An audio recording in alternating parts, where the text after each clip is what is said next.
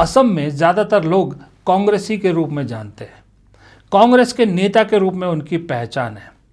अब उस छवि से बाहर निकलने के लिए और बीजेपी का हार्डकोर वोटर को अपने साथ खड़ा करने के लिए हिमंता बिस्वा शर्मा को लगता है ये बेहद ज़रूरी है साबित करना कि इस देश में बीजेपी में अगर सबसे ज़्यादा कोई कम्युनल है वो मैं हूँ, मुसलमानों से सबसे ज़्यादा अगर कोई नफरत करता है तो मैं हूँ, अगर इस देश से मुसलमानों को कोई भगाना चाहता है तो मैं हूँ, इस देश में कांग्रेस को सबसे बड़ा कोई कांग्रेस का दुश्मन है तो मैं हूँ। ये सब साबित करना मजबूरी है हिमंता बिस्वा शर्मा की, ताकि बीजेपी के लोगों को विश्वास हो सके कि ये सही में बीजेपी का हो गया है।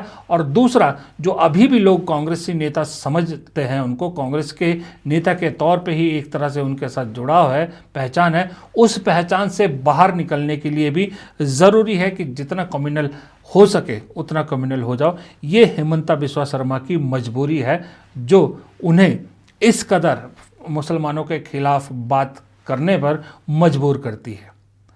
अब सवाल ये उठता है कि एक वक्त में ब्लू आइड बॉय थे अमित शाह के हिमंता बिस्वा शर्मा, पूरा नॉर्थ ईस्ट उनके हवाले था। नॉर्थ ईस्ट धीरे धीरे हाथ से खिसक रहा है। अगर नॉर्थ ईस्ट खिसक नहीं रहा होता तो सरकार, बीजेपी दोबारा मणिपुर में सरकार नहीं बनाती, सीधा चुनाव में जाती। लेकिन वहाँ दोबारा बीजेपी ने अपनी सरकार बनाई रिस्क ले, क्योंकि वो जानती है कि अगर चुनाव में गए तो मणिपुर दोबारा नहीं जीत सकते, नॉर्थ ईस्ट हाथ से चला जाएगा। अब इस डर से पूरा दारोमदार हिमंता बिस्वा शर्मा पे है, क्योंकि उन पे विश्वास करके नॉर्थ ईस्ट बीजेपी ने उनके हवाले किया था, जो हाथ से निकल गया। हिमंता बिस्वा शर्मा को अब क्लियरली इशारा ऊपर से साफ है कि आशीर्वाद तो अब तभी मिलेगा जब असम जीत के लाओगे। अब असम को कैसे जीतते हो, साम दाम दंड भेद जो इस्तेमाल करना चाहो इस्तेमाल कर सकते हो, लेकिन बीजेपी के ऊपर हाईकमान जो है उन्हें सिर्फ और सिर्फ एक चीज़ से मतलब है, वो है जीत। दूसरा, हिमंता बिस्वा शर्मा रोज़ शायद स्मृति ईरानी को देखते होंगे या ऐसे कई और नेताओं को देखते होंगे कि जो एक टाइम पे ब्लू आइड थे, और वो लोग जो पहले से बीजेपी में रहे हैं, उसके बावजूद चुनाव हारते ही आज वो कहाँ है, किस स्थिति में है, सब जान रहे हैं, कोई अता पता नहीं है। तो अगर खुद बीजेपी अपने पुराने लोगों के साथ, ब्लू आइड लोगों के साथ ऐसा कर सकती है तो ये तो वैसे ही भारी हैं। हारते ही, जैसे मैंने कहा ना, वो सारी तलवारें पार्टी में निकल जाएंगी, जहां पर सीधा सीधा हिमंता बिस्वा शर्मा के लिए मुश्किलात हो जाएगी। दूसरा, हिमंता बिस्वा शर्मा अगर जीत भी जाते हैं और थिन मेजॉरिटी के साथ जीतते हैं तो भी हिमंता बिस्वा शर्मा के लिए रास्ता आसान नहीं है। तब जो सर्बानंद है वो बैठे हैं लाइन में कि रिस्क हो जाएगा, 2029 के लोकसभा के लिए रिस्क हो जाएगा। तब हिमंता बिस्वा शर्मा के खिलाफ ये दलील दी जाएगी कि देखिए अभी बड़ी मुश्किल से जीते हैं, 2029 तक तो मुश्किल हो जाएगा लोकसभा के लिए, इसलिए बेटर है कि चेहरा बदल दो। ये भी मुश्किल हिमंता बिस्वा शर्मा के लिए।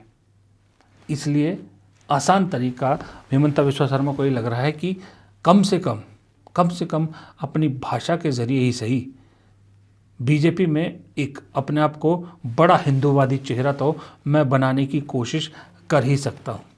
दूसरी तरफ गौरव गोगोई के लिए जो उनका आप क्या कह सकते हो स्वभाव या व्यक्तित्व है, वो एक एसेट की तरह काम कर रहा है।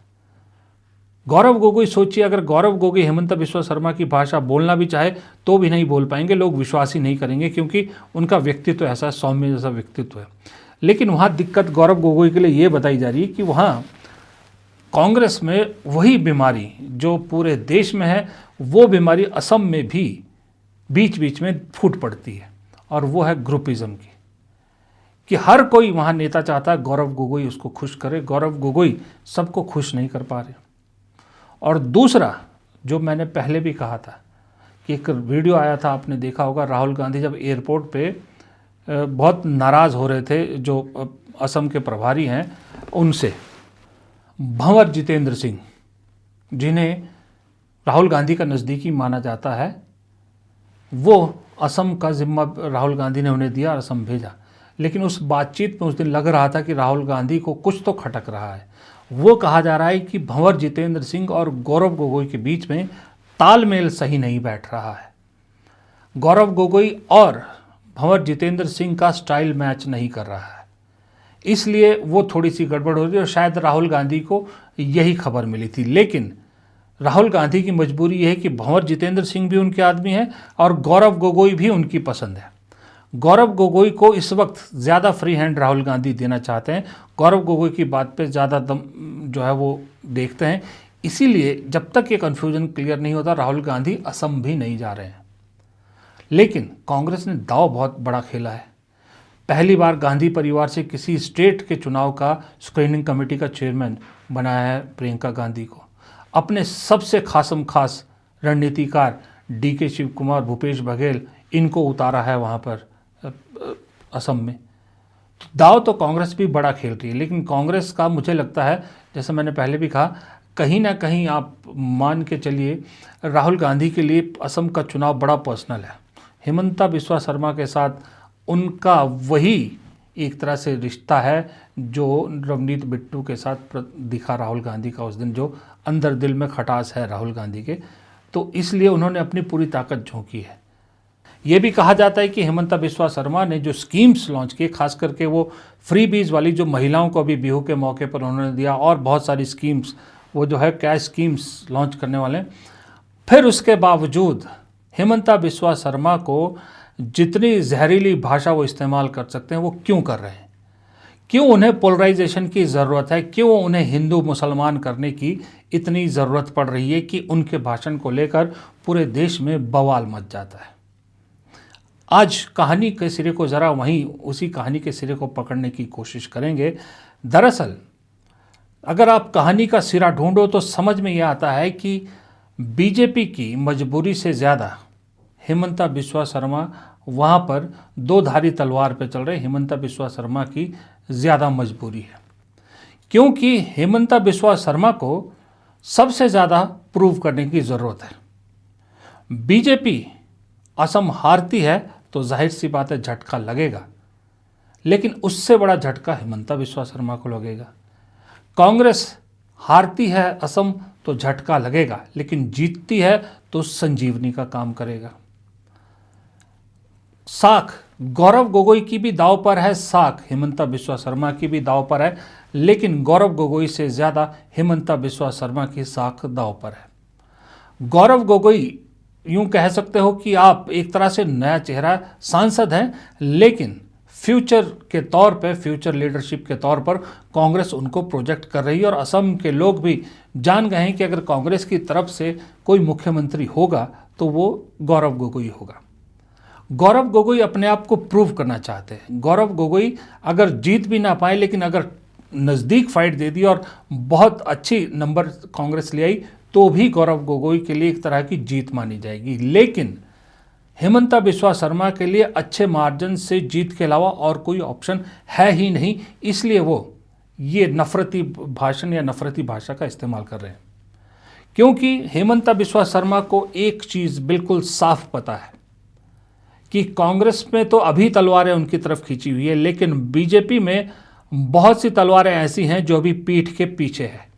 जैसे ही चुनाव नतीजे अगर उनके मुफीद नहीं आए तो वो तलवारें सब बाहर निकल जाएगी और हेमंता बिस्वा शर्मा ना इधर के रहेंगे ना उधर के रहेंगे। क्योंकि कुछ नेता ऐसे हैं जो कांग्रेस छोड़कर बीजेपी में गए हैं, उन्होंने अपनी वो सारी सीमाएं लांघ दी है जिससे वापसी का कोई रास्ता होकर गुजरता हो।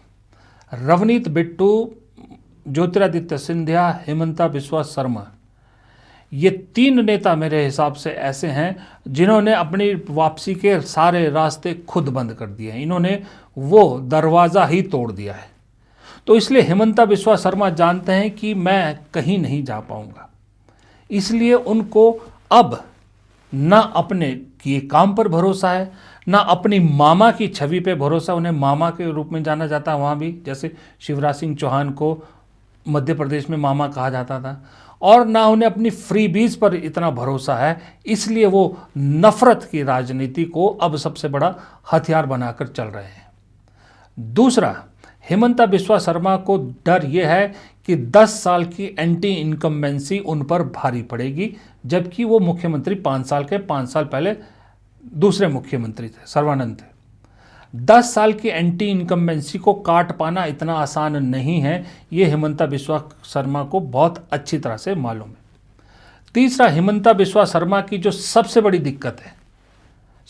दिक्कत है और जिसकी वजह से वो सबसे ज़्यादा कम्युनल हो रहे हैं, वो ये है कि हिमंता बिस्वा शर्मा को आज भी कोशिश ये है कि हिमंता बिस्वा शर्मा को पटखनी दी जाए, लेकिन अगर पटखनी ना भी दे पाए, बहुत नज़दीकी भी कर लें, तो भी शायद कांग्रेस के लिए चीज़ें काफ़ी मतलब अच्छी तो नहीं कहेंगे, लेकिन ये है कि सेटिस्फैक्टरी कह सकते हैं आप, यह है। लेकिन पहला दाव तो जीत का है, और जीत के साथ तो आपको पता है सारे समीकरण बदल जाते हैं। जीत का तो सब कुछ हो जाता है, क्योंकि अभी जो इस 5 चुनाव होने राज्यों के, उसमें बीजेपी के पास एक ही दाव है, वो है असम। न तमिलनाडु में वो गिनती में है, न केरल में गिनती में है, न पुडुचेरी में गिनती में है। पश्चिम बंगाल तो आपको मालूम ही है कि अब ममता बनर्जी अपना खेल खेल चुकी हैं। ममता बनर्जी एक ही शॉट मारती हैं और उस शॉट में बीजेपी का पूरा खेल तमाम कर देती हैं। वो शॉट खेल चुकी हैं जब वो सुप्रीम कोर्ट में खुद पैरवी के लिए खड़ी हो गई थी। तो कहानी असम की अभी शुरू हो रही है, और इस कहानी में अभी बहुत से पन्ने बाकी हैं, और जो धीरे धीरे खुलेंगे तो काफ़ी चीज़ें सामने आएंगी। फिलहाल इस वीडियो में इतना ही। प्रदीप चौहान को दीजिए इजाज़त। नमस्कार।